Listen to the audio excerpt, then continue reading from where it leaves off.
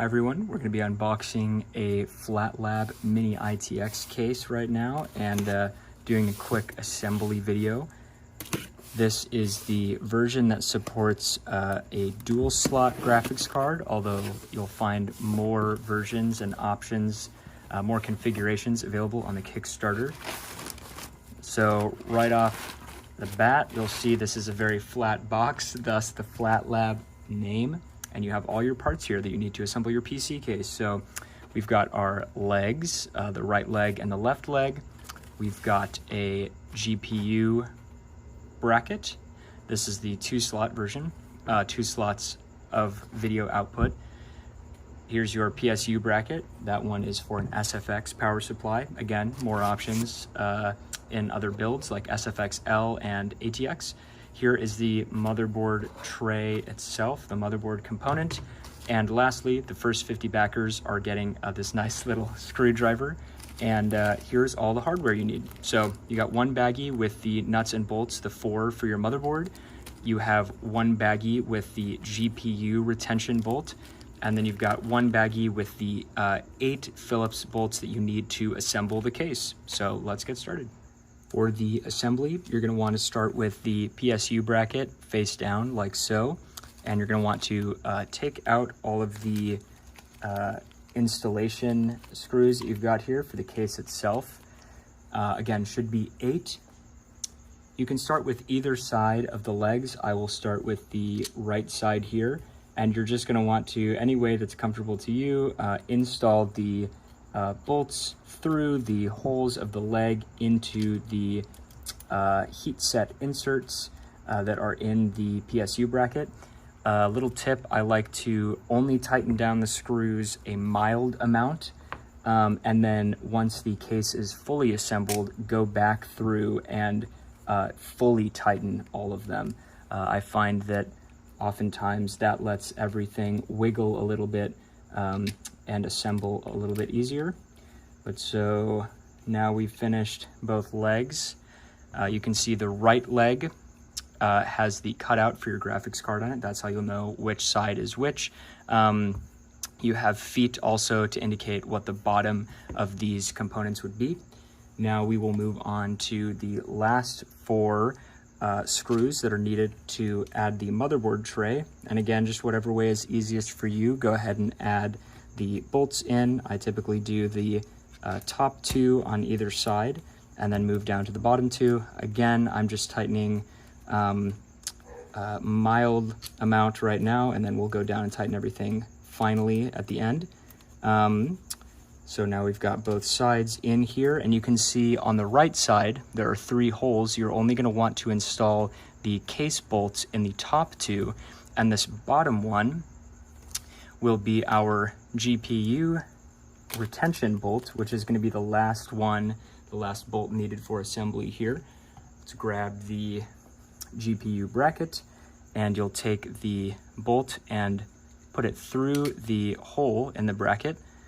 And then there is a notch which will correspond with the notch on your motherboard tray right there. So it can only go in one way. You don't have to worry about putting that in the wrong way.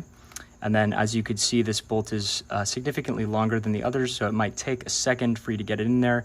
And you'll want to, at this point, go back through. If you've done these bolts like I have, you'll want to go through and tighten everything down all the way. So let's just go back through in the initial order that we set this up in, one by one, tightening all these bolts down nice and firmly. Let's see, right side done, and then lastly, we'll just tighten up the GPU bracket a little bit more there. All right, and there you go. Now the last thing we need is these 4 motherboard installation nuts and bolts, and we will be able to start installing the components. All right, so let's get started with the components. The motherboard's I/O will face the bottom of the case, where you have this nice little cutout for easy access. You can run your cables, anything that you need for the cables from the I/O underneath, as there is more than enough clearance down there for things like Ethernet cables or display out cables if you're not running a graphics card. When putting the motherboard on the case, I like to first just simply put all of the screws through the holes, and you can see it'll hold your motherboard in place nicely due to the fact that the case is angled. And then I like to go back through and simply tighten down all the nuts. You will notice that I'm not using a screwdriver for these nuts and bolts. I like to just tighten these, hand tight. They don't need to be in there too firm, or you might strip part of the PCB. And additionally, as mentioned earlier, because your motherboard is tilted downward, the case is naturally supporting the weight of the motherboard as well. So just tightening the nuts and bolts by hand, I find, is more than enough to secure the motherboard to the case. So there you go, just like that, you have the motherboard installed. Next, let's get the power supply in. As mentioned earlier, the options on this particular case are for an SFX power supply, but there are SFX L and ATX power supply options, even for the mini ITX version as well. So here we have an SFX power supply, and it just fits in with friction.